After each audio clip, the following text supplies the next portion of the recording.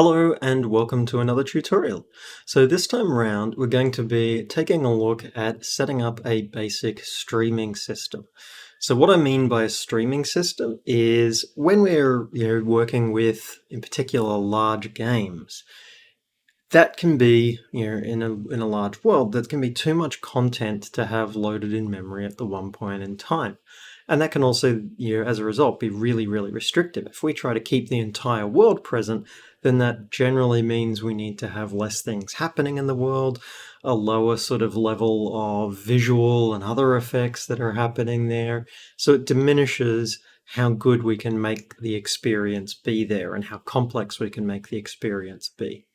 So if we use streaming and we have only loaded the things that we actually need at that particular point in time, then that means we don't need as much memory overall for the actual project at any one point in time. And it means that what memory we do have, we can actually use it to enhance the quality of a particular area. So that might mean higher visual quality, higher audio quality, might mean that it's a denser, more interactive environment, that there's more things going on, which is cool. It makes it a better experience for the player then, which is great. That's what we want. So we're going to have a look at how we can go about setting all of that up.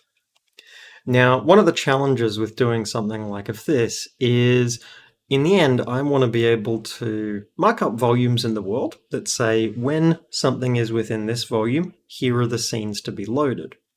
Now, when we're working with scenes in Unity, we have those there as an asset, but loading and unloading, we typically do that either using the name or the full path to it, or the build index.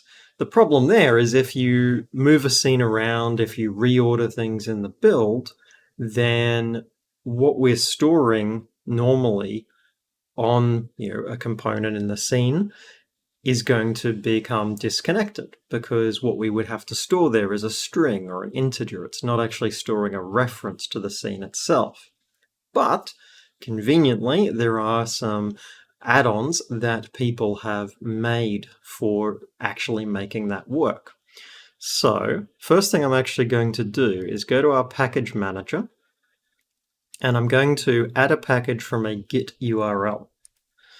And I'll put the URL into the description below.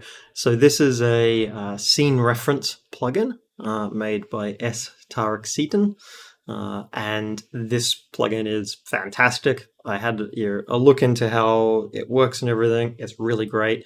It's something where I did consider looking into setting up it myself, but having seen how well this works, this is just a great option to use, and it's freely available with a great license for it.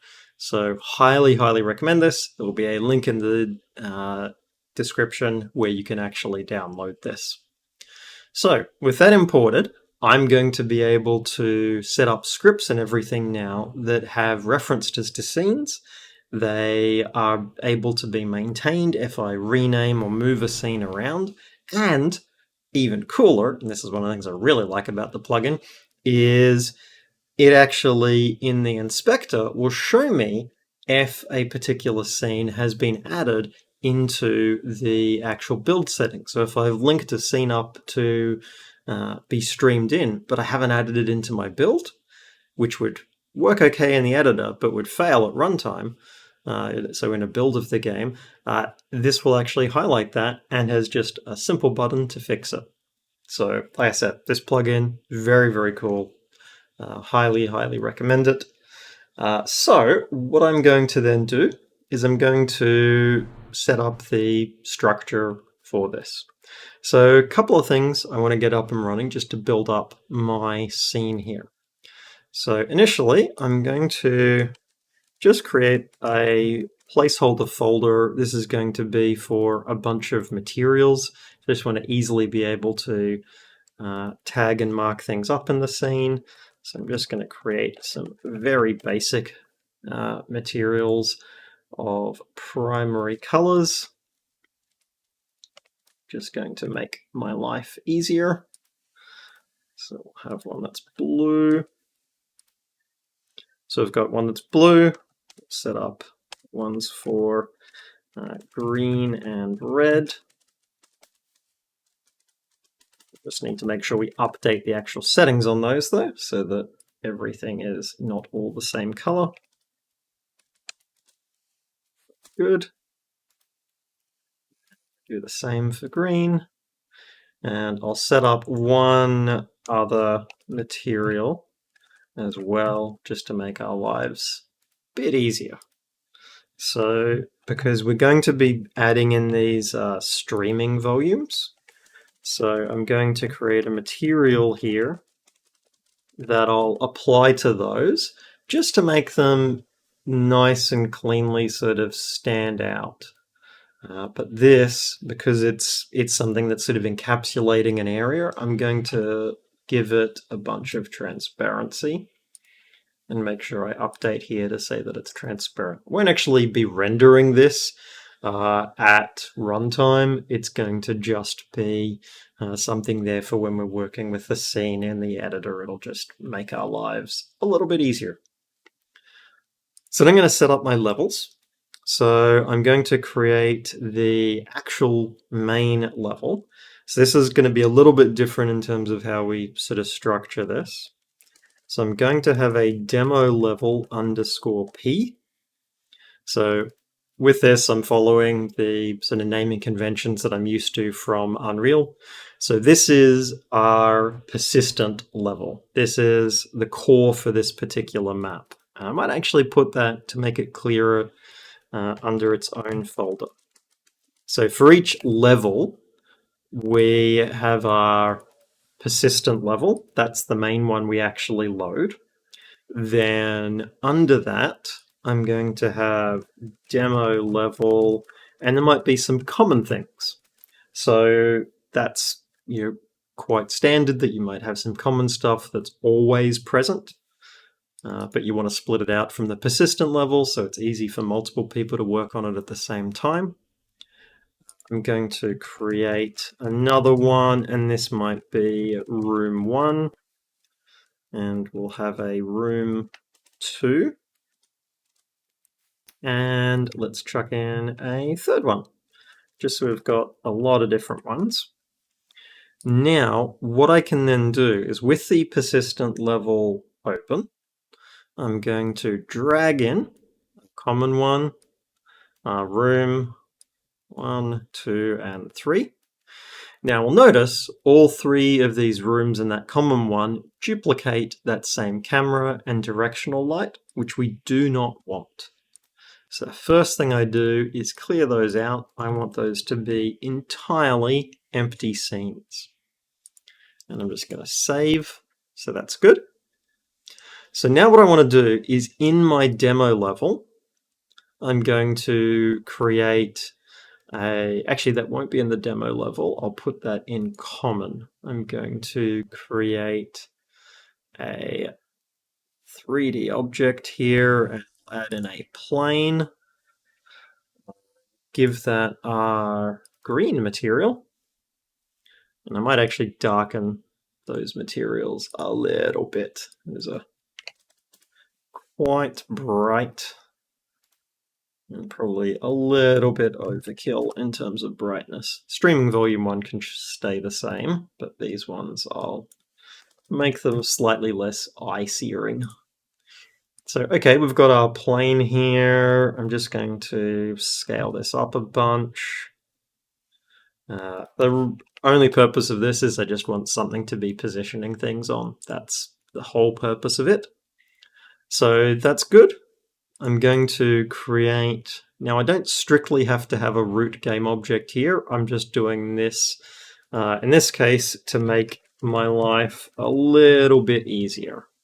So I'm going to have room 1. That's going to get a cube added to it. I'll make the cube red and position it. Let's go for 5, 5. Actually, no, I'll make it 2, 2, and 1. So it's just a little bit up in the air like that. We'll add in a capsule, position that at -2, -2, and 1. give it the same red material, and why not? We'll add in one final one. Let's add in a sphere at 2, 1, -2. Actual location doesn't matter. I just wanted to have them in a standard location. So that's good. Now what I will also do then is in my persistent level, I'm going to create a 3D object, and this is going to be a cube. So this is going to be streaming volume, and this will be room 1. I want to give it that new material for the streaming volumes. And then the box collider, I want that to remain, but what I'm going to do is up the size of this quite a bit. So that's probably a little bit larger again, I would say. That's good. And I think actually bigger again. There we go. So that's the streaming volume for room 1. We don't have any scripts attached to these yet, that's okay. What I will do though, is I want these streaming volumes to be in their own isolated layer, because I want to make sure nothing is interacting with them. So I'm going to add in a layer here for streaming volumes, and change the layer just of the volume, not of anything else, but just of the volume to that. And then in my project settings, under physics, I want to make it that streaming volume does not interact with anything. So there'll be no collisions with it. The volume itself, I'll set it as a trigger. So absolutely nothing should be making any contact with it, any interactions at all. So that's good. That's one room. So the idea will be when we move into that room, it loads that particular content, because that content is all in this other level. What I'm going to do is I am going to duplicate that room 1 object, which I'll get the children as well, name that to room 2, and I can just drag that into my room 2 scene. Change the color that these are using, so they can use blue. And I'll duplicate the volume here as well, because one of the kind of nice things I can do is I can select these things that are in multiple scenes, and then I can just drag them. Which is very cool that it lets you actually do that. I could just manually set the position if I wanted to. Now, unsurprisingly, I want to do a similar thing, duplicating that room 1. That's going to be room 3. Duplicate room 1 again, rename it, move that into the other scene. And again, I will move, I'll put those there in order, and I'll move the room 3 things up this way. That's good. I'll give them another material. Let's make a material that's just plain white. And the room 3 ones, I'll change their color to that.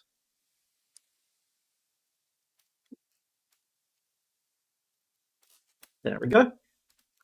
So that's good. We've got 3 streaming volumes.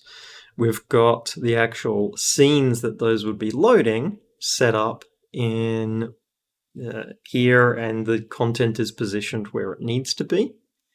The only other thing I'm going to do is I'm going to set up one more streaming volume that's just going to be, this is not something I would normally use, but you might have a scenario where maybe the player gets to a particular vantage point and you need to have them see a whole bunch of things. So I'm going to have a streaming volume all, which what I will do is I will position that over here. And so when I'm inside that, I want it to load all of these. So, okay, so far so good. We've got a lot of the logic that we need set up. Now I just need to get the scripts up and running, which they're not too involved for this. So I'm going to have a folder that I'll call streaming system. And so there's two scripts that I need. One is for the streaming volume itself. That's what I'll get set up first. So we're going to have a streaming volume. So this script, we will add it onto each of these volumes here, and its job is going to be to essentially maintain that list of, okay, what are the scenes that I should actually be loading here. So they're just holding information essentially. So I've added that script onto only those volumes. So let's actually get this script set up and running. So let me minimize these and zoom in quite a bit so it's actually legible. So, okay, first thing I want to do is streaming volumes. I want them to always have that box collider. So that's where I'm going to do the type of box collider. The reason I'm doing that is because they need that collider. That's a really important thing for them being able to have that set so that I can configure their size and so that I can easily check if a point is inside them.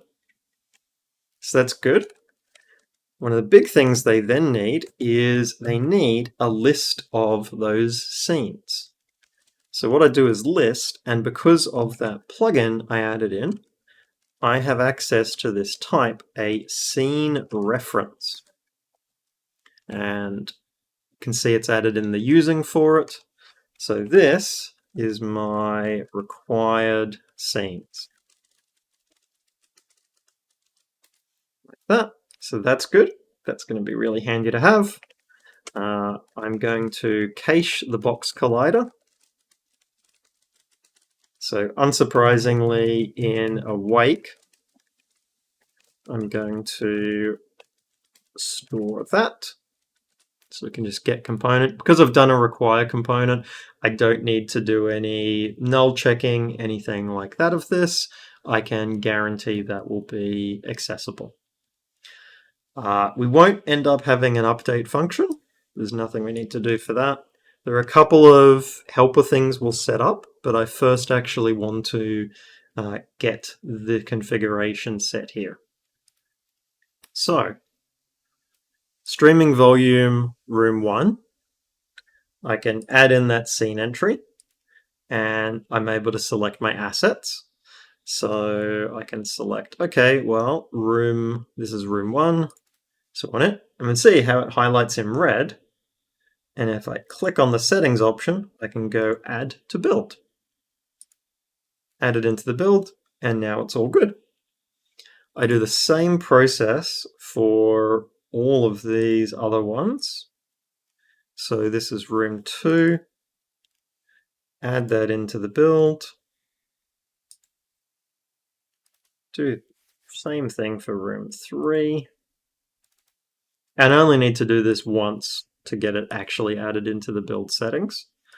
And I'll see that when I go to this one for loading all of the rooms, is because it's already added into the build settings, I don't need to do anything extra. So that's good. What I will do is in the build settings, add in our level here, the assistant level. I will not add in the common level because that's also going to be loaded in via code. So this was just to get these essential ones in. So that's good. Save everything just to be on the safe side. So we'll have our streaming volume. We will also have a streaming manager. Now the streaming manager is going to be per persistent level. So I'll add an empty game object here for our streaming manager. And we'll give them that script. Because that is going to be... So every sort of persistent level that you have would have its own streaming manager. And we'll see in a little bit the reason for that. Don't know why it decided to go and get confused and load all of that. Let me try closing and reopening Visual Studio again. Sometimes when it's been working with Unity, it just, forgets and resets things. Okay, so back to our streaming volume of the things we need to set up with for it. So we know that we've got our collider, that's all linked up. So we want to have the streaming manager know about the volumes. So I'm going to have an interface which doesn't exist yet, but I'll have something like register volume, this, in start. Then in our onDestroy, I'll have a counterpart to that, which will be streaming manager, and that'll be a deregister volume, not a destroy. So a deregister volume of this. So that's good. So far so good. The private is kind of redundant with it. Well, it is redundant with it. So that's good. We've got our registration. I know one of the things I'm going to need to be able to ask is, does this actual volume contain a particular location? So I'm going to have a public bool contains, and that will take in a vector3. And that's easy to get the answer back because I would do a linked collider bounds, and I can use its contains function. So that's handy. I'll be able to check if where we are is within the actual bounds. One of the other things then that this is going to need to be able to do is when we actually are figuring out what scenes to load. So we've worked out that we're inside this, we need to know what scenes to load. There's going to be a big list of stuff that I'm putting together for that, because we could have overlapping volumes, we could have some scenes already present, there's a lot of different things that could happen there. So I'm going to have an update scene list function that takes in a list of strings, and this is it's both an in and an out thing. So I have in out scene list like that, and then what this is going to do is we loop through our scene refs in our required scenes, and then I only want to add something to that if it's actually valid. So this is a cool thing with the scene ref. I can check its state. So if its state is not equal to regular, then I continue. The scene ref setup does support addressables as well. I haven't tested it with that, but it does have support there for that, which, again, very cool. So we've checked to make sure that if the scene state is invalid, we skip it. Otherwise, if it isn't already in the list, so we take our in-out scene list and we're checking that it does not contain, and I want it from the scene ref. I've got access to a lot of things here. I can access it by index, name, or path. Path is my preference because it is the proper project relative path to it. Name will work if your scene name is unique and you don't duplicate it anywhere else, which is generally good practice. But if you have duplicated it, the path is going to be the reliable option. So my preference, just to make this as reliable as possible, is to always be operating on the path. So if the scene list doesn't already contain that, then I will add that in. So far so good for our streaming volume itself. So that means we can focus now on getting the things up and running for the streaming manager. And it has a lot more that we need to set up for it. But again, it's not super complex in terms of what it's actually having to do. So, okay, first couple of initial things that we know we definitely need. For one thing, we do need a serialized field, and we want to have a list of scene refs here. So our scene references, and these are our always loaded scenes. Because if we remember, we have that common level, and so that common level is one that's always present. So this allows us to have a mix of ones that are dynamically loaded and unloaded, as well as ones that are there permanently. A couple of other settings that are useful. So I don't want it to unload things immediately. I want to be able to configure a delay. So I'm going to have an unload delay of 5 seconds. The reason for this is it just makes it safer so that if someone's there at the boundary and jittering in and out, it's not going to spam the system. So it gives us a bit of a clean sort of logic there. I also want to, once it's decided to unload things, we might have a little bit of a delay before it actually does that cleanup. But this should be quite small. So that's going to be good. So that's after we've detected we should, something's changed. How long do we wait to actually check to see if we should do a cleanup? Now this, I want it to be accessible from anywhere. So I'm going to do a very basic singleton setup. So we'll have our public streaming manager instance, publicly gettable, privately settable, defaulted to null. I'm going to be keeping track of a list of streaming volumes. So we want to make sure we've got that stored. We want to also keep track of, okay, well, what scenes have we currently loaded? So our current scenes, and that we'll just do the short initialization option, so that's good. So that's the ones we've currently got loaded. And the way I want this to work is I want to keep track of when essentially the data was last invalidated, so our world state.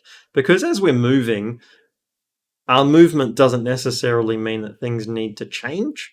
So I want to have a little bit of a tolerance there on how frequently we're checking stuff. So I want to keep track of, okay, when did the world state last change? So I'm going to have a last dirtied time, and we'll default that to -1.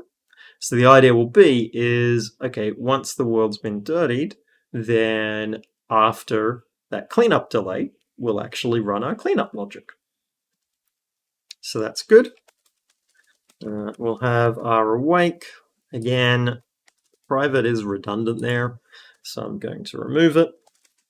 So if our instance is already set, we do our heavy-handed approach of we destroy the game object and we log out an error. So we say found duplicate streaming manager on and our game object.name. Afterwards, we populate our instance. So that's good. Now in start's where we would load any of our always required scenes. So load are always loaded. This is pretty straightforward. We loop through our scene refs. That. Again, we check, okay, if the scene ref state is not equal to regular, meaning it's not actually safe for us to load it, means something is wrong, then we skip. Otherwise, we can go, okay, well, scene manager and we tell it we want to load scene async, so asynchronous loading of it. We give it the path, and we tell it to additively load it. Now, with that, I do not add these always loaded scenes into our current scenes list, because that current scenes list is for the dynamically loaded and unloaded ones. So always loaded ones bypass that entirely. So that's good. Now, the first thing we want to do after that in our start is we're just going to invoke our cleanup logic, which we don't actually have set up yet, but I'll put the placeholder function down here, just so we've got it ready to make use of. Just because once we've started, we want to do just a cleanup pass just to make sure everything's in a known safe state. So then our update logic, well, okay, we want to check here, do we need to do a cleanup? So is a cleanup needed, I think is a better name for it. So is a cleanup needed? Well, it's needed if our last dirty time is greater than 0, and if our last dirty time plus the cleanup delay is, so that's how long it has to have been before we can do a cleanup, so that needs to be less than or equal to time.time. So that's our criteria. It has to actually have been dirtied, and it also has to have been our cleanup delay. Just so if a lot of stuff is happening, we don't constantly churn it every frame. It's just a bit of a gating on it, which is good. So that's going to tell us if we should be doing a cleanup. If we don't need a cleanup, then in that case, we want to be checking, have things moved? So this is where our streaming manager, we actually need to set up one more class. We need our, essentially, a point of view source. So I'm going to create a script here that is our streaming POV source. So the idea is that POV source is something that we attach on to things like our player. Potentially might be other things in the world that we need to attach that onto, but this is something that is used as a criteria for whether something should be streamed in or not. It doesn't need to do too much.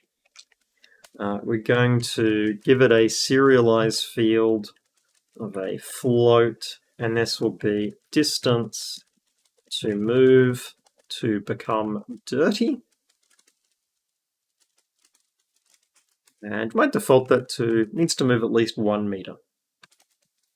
We'll have a public bool for tracking if it is dirty. And that looks good. We'll default that to false. We want to have a public control for the position. Now, we could, because this is a mono behavior, we could definitely just go, okay, game object, getting its transform position, but I want to have it go via this property in case we wanted to do something cleverer later. So it just gives us that bit of future-proofing if we want to make further changes. So that's good.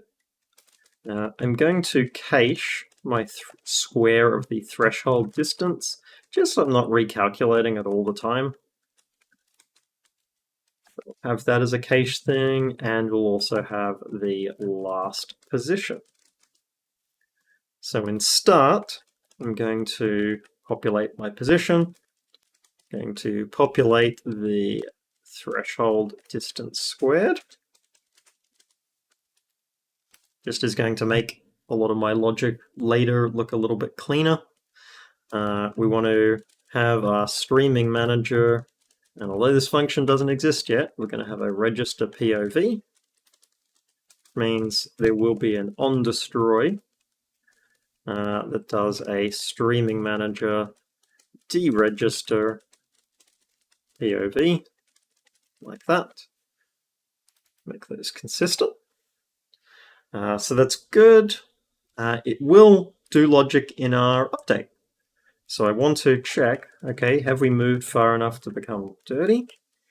So f our last position minus our position, f that square magnitude, and I'll actually say if it's greater than or equal to, then what I would do is say is dirty true. And I could actually save a little bit of extra time here, and I could say, okay, well, it only goes into this if is dirty is false. So if is dirty is false, and we've moved far enough. Because if is dirty is already true, there's no point running, logic for doing these calculations when we already know. So I think that's fine. What do I then do? That looks good. I'm going to set the last position is position. I will also give this a function to mark it as clean, and that will clear is dirty, and that will also clear the position. So that looks good. Because and the reason logic behind setting the position and that there is because we've done a clean, I only want to re-trigger it once it has moved enough again. So there's no need to do that multiple times. Okay, so far so good. We can go back to our streaming manager, and I'm actually, as well as storing our volumes here, I'm going to have a list of streaming POV source, and this is going to be POV sources, like that. So that's just handy to be keeping track of those. That's going to make our life a little bit easier. So, okay, if no cleanup was needed, well, and no cleanup was needed based upon flagging things as dirty, then what I'm going to do is check all of our POV sources.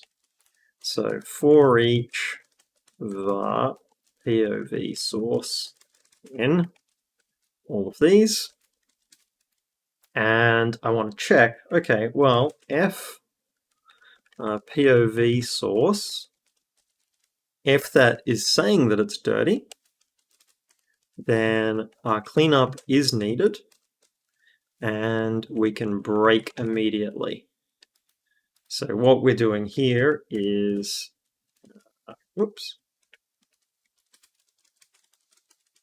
check if any sources are reporting dirty. So that's good. I could, for safety, null check this as well. So if POV source is not equal to null, not that they should be, but just in case, we'll check that. So that will have flagged, okay, that a cleanup is now needed. So that's good. What I would do, actually, what I would be doing here is last dirty time is time.time. Don't actually want to explicitly set the cleanup needed. I want to flag that, yep, it was just dirty this frame. So that's good. Otherwise, what I can do here is if a cleanup was needed, then I can just go, okay, clean up, like that.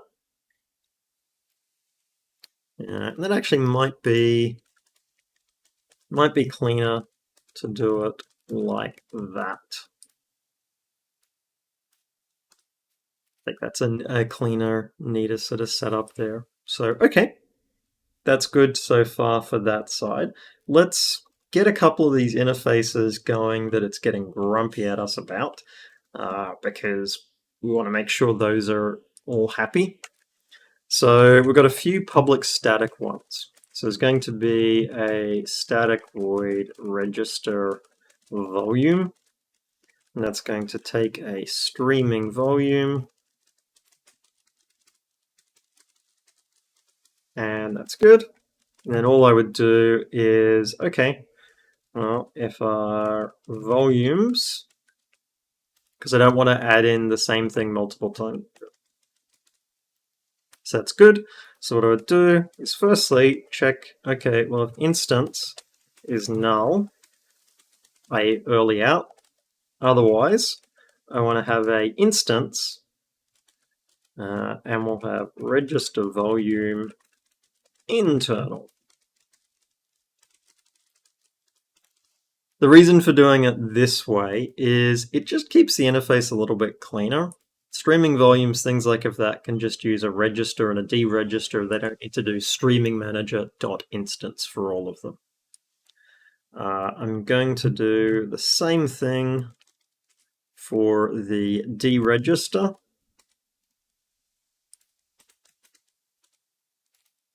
Set up those functions. So we'll have a void register volume internal. That takes in the volume. And then I only want to add that into our volumes list if it's unique. So if volumes does not contain that, then we can add that in. So that's good. The deregister for it is a little bit easier because with the deregister, we can just remove it. Full tooltip popping up over everything. So deregister volume internal, same sort of thing. Difference is we just do a remove of that volume. So that's good. That gets our volume side of things happening. We want to then do a similar thing for our POV sources. So I'll have a similar pair of public static functions. We'll have a register POV, and I think it was just register POV. Yep. So this takes our streaming POV source. We do the same instance check because we don't want to be running this if that instance is somehow null. But then we do our register POV internal. We have our source like that, so that's good. That should be void. And we'll have the same thing with our deregister.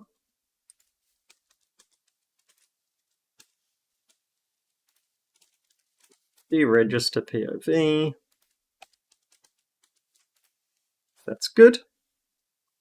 Then we set up the actual internal versions of those. So register POV internal, POV source, and unsurprisingly, the same logic of we check that our POV sources does not contain that. If it does, we add it. Otherwise, then our deregister POV internal. That's again our streaming POV source. And we just do a remove. So that's good. We can register, deregister the sources. We can add and remove things. That's a lot of the bits up and running there. The bulk of the logic actually now goes into the cleanup. Because what we've done here is we've checked if there's been any movement of the POV sources, if anything has become invalid. And if it has, then we need to do a cleanup. So then cleanup has a few jobs. So first thing I'm going to do with the cleanup is it's going to need just locally a copy that it will build up of the required scenes.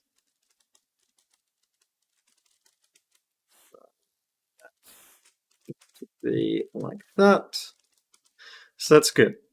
So, okay, first thing I want to do is I want to, based upon the volumes that have a POV source in them, I want to build up a scene list.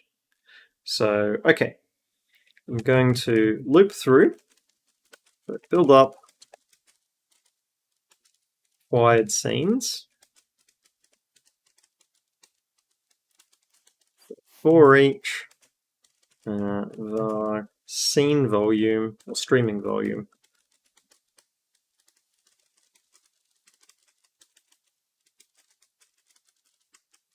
actually I don't want to call it streaming volume, I'll call it streaming vol, just so it's not a potential collision there.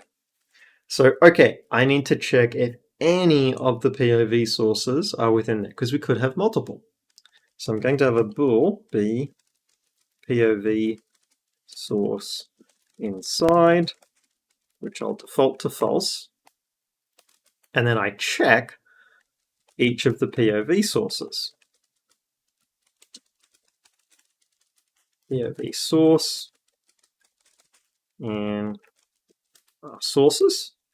So what I'm looking to see is, okay, does this streaming volume contain that POV source position? If it does, I can say that one is inside and I can break. I don't care if there are multiple, I only care if there is any of them. So as soon as one is inside, then that means that volume is valid. So any POV present in volume. And if it is, so if we have a POV source inside, then I want to say, hey, streaming volume, update the scene list. That's where that function we set up before comes in. So it will go and populate that scene list with only the scenes that it requires. So that's handy. So after this, we now know here are exactly the scenes that, based upon the current state of where everything is, that we actually need to sort out. And then this is where it gets a little bit more involved. So first thing I want to do is, okay, any scenes that we no longer need. So unload any old scenes. So I want to loop through a current scene path, so a scene path in current scenes. So I'm looking for scenes that we've currently got loaded that are not present in the new list. So F required scenes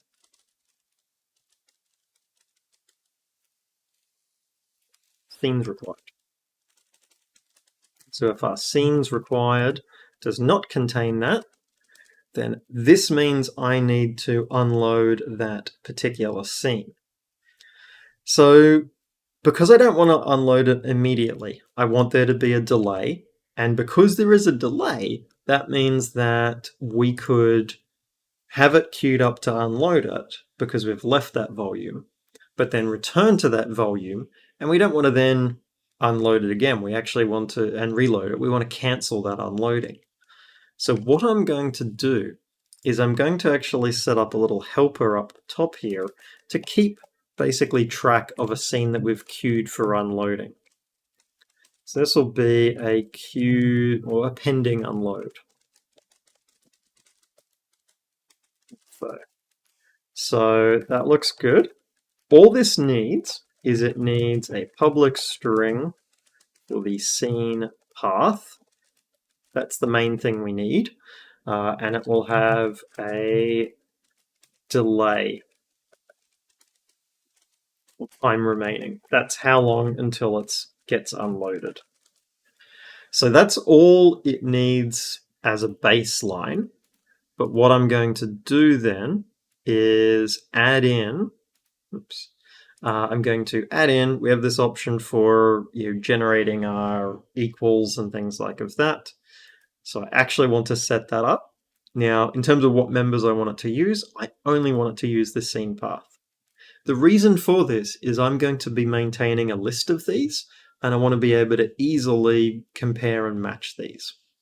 So it's going to have scene path only, not time remaining. Add that in. It auto-populates a bunch of the setup for us, which is really handy. So that's good. I need to actually keep track of that here. So I'm going to have a list of pending unload info, and this is going to be pending loads, like that. So that's good, because that's going to hold that information essentially of here are the things we're going to be cleaning up, which is going to be handy. So, okay, there'll be some further updates we do to our update logic and things like that. We'll see those in a moment. But for now, okay, so we have figured out that we want to unload this scene. So I'm just going to have a unload info as a new pending unload info. I can say the scene path is scene path, and the time remaining is our unload delay. So that's how long until this actually gets cleared. And then because we set up the equality operators, I can check that it's in our pending unloads, that it doesn't already contain it. And if it doesn't, then I add that in. So pending unloads, we add it in. Because if it's already there queued for unloading, I don't want to add that in again, because the setup could get dirtied again before we actually need to process those unloads. So we don't want to queue it up multiple times. That's going to result in errors at worst, but warnings at least. So we want to just avoid doing that. So that's good. That's going to unload any ones that we need to. Before I do that, we might have some pending unloads that we actually need to cancel, because we've figured out that we need to keep these things still loaded. So clear any invalid pending unloads. So how we can do that is we can say, hey, pending unloads, I want you to remove all, and here's the unload info. And what I will do is, okay, this is going to check if scenes required contains. So this is, we've figured out that, okay, one of the scenes that we are currently needing actually contains that unload info scene path. So if it does, then I actually add that directly back into the current scenes, and I return true. So I'm re-adding it back into the current scenes just because we've cancelled that unload, so it makes sense for it to be properly flagged as being in the current scenes. So that's good. We've restored that back from it being any invalid pending uploads. Our unloads, we've processed and queued up those, so that's good. Then I want to load any new scenes. So I make sure we do that. So for loading any of the new scenes, what I do is a similar thing, except I'm looping through scene path in scenes required now. So first one was looping through our current scenes that we knew we had loaded. This time I'm now looping through the ones that I know to have loaded. So then I want to check, okay, well, if the scenes or current scenes does not contain that path, so it's not in our list of ones that we've currently got loaded, then I'm going to say, hey, scene manager, and load scene async, give it the scene path, but we make sure we also say that it is loading it additively. So that looks good. Now we can get rid of those, doesn't need all the extra ones. Then at the end, we sync back up the set of scenes, so current scenes can now be set to equal scenes required, like that, which is good. I tell all of the sources that they are clean.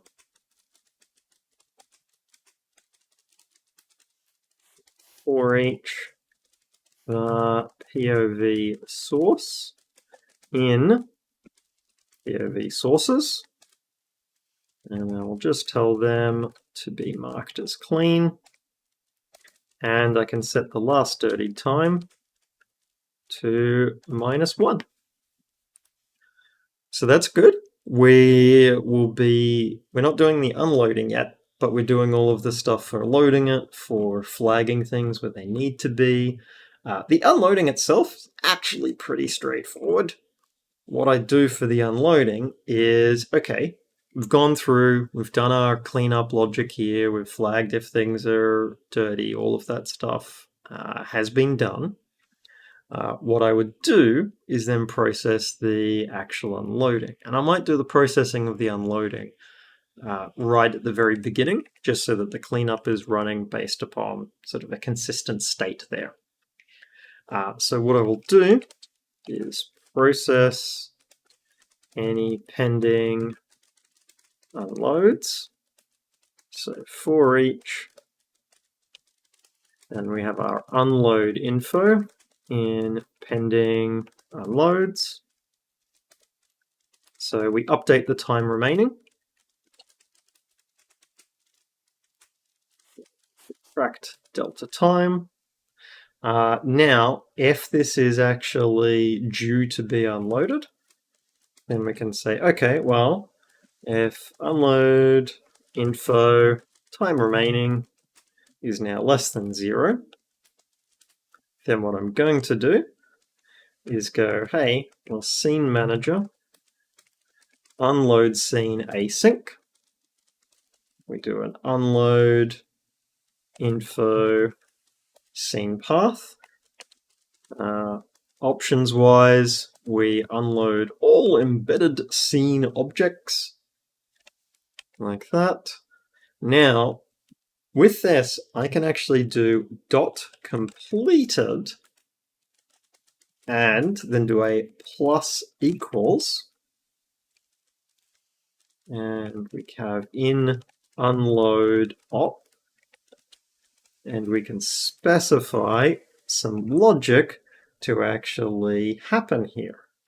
And what I want to do, because it might be resources that are no longer needed, so I'm going to do an unload unused assets like that. So we kick off the unloading. Once the unloading has completed of the scene, there might still be assets that are loaded that nothing is actually referring to or making any use of. So we just kick this off. That should bring our memory usage down a little bit further. It just does a little bit of a cleanup. Now we want to make sure things don't get unloaded multiple times. So clear any unloads that were initiated. So we do a similar thing we did the other time of a pending unloads, remove all. We have our in unload info. And all we need to do is we return if our in unload info's time remaining is less than 0. So if we met the criteria for actually doing the unloading, then we kick the unloading off and then we remove it. And that actually should be it. We can actually test this. Has been a little bit to get all of this set up, tends to be the way. But what I can do is our streaming manager, we want to give it our always loaded scenes. We want to select the common level, make sure that's in the build settings. So that's good. Then what I'm going to do is I'm going to unload all and actually remove that scene from the view here. So get rid of all of those. So I just have my persistent level. And then I'm going to create a 3D object. This is our POV source 1. Doesn't need a collider on it. Can get rid of that. And I will give that our streaming POV source. And I'll set up 2 of these. So I'll have 1 and 2, and I'll just position them sort of out of the way. That, and this one's similar. So, okay. So with our scenes unloaded, let's just test this. And what we're finding is it's not updating. Like, we're not seeing anything changing. And if we take a look at what we were doing in the update logic here, if a cleanup wasn't needed, we can then go and check here for if things were dirtied, and we set the last dirty time. Now, it won't initiate a cleanup though until the delay has passed. So in that cleanup delay, if it continues to be being dirtied, it will continue resetting that time. So what I would be doing here is, okay, else if we only do this if our last dirty time is less than 0. So let's test now with that. So we shouldn't be resetting the last dirty time continually. So we move in, properly updates that one, we move out. Now it shouldn't clear immediately. Should have a short delay, and then it goes. So if I go into this one, this one, this one, they all load, and they should disappear in order. So that's good. If I do the same in reverse, but then come back into this one, should see these two disappear, but not this one. Same for then if I move this other source.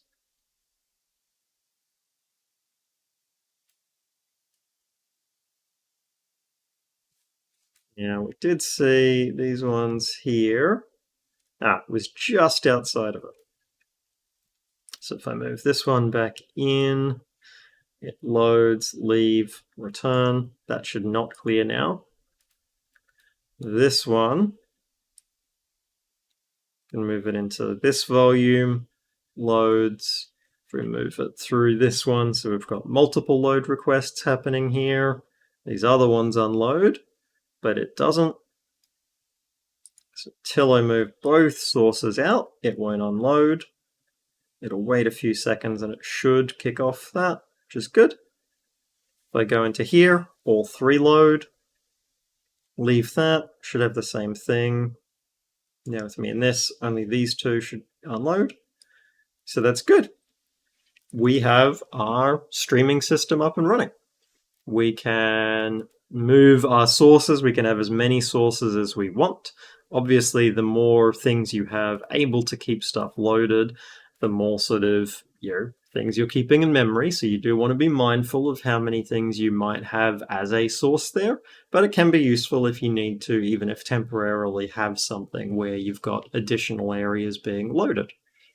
We've got our volumes that we can mark up in a level, and we can load as many scenes as we want for that, which is great. So each of those rooms themselves could be multiple scenes. And that makes it really easy, this sort of workflow for not just keeping memory down, but making it easy for multiple people working on stuff at the same point in time. And that's really powerful to have. Anything that lets people be able to be iterating and working faster on a project is always a really good thing.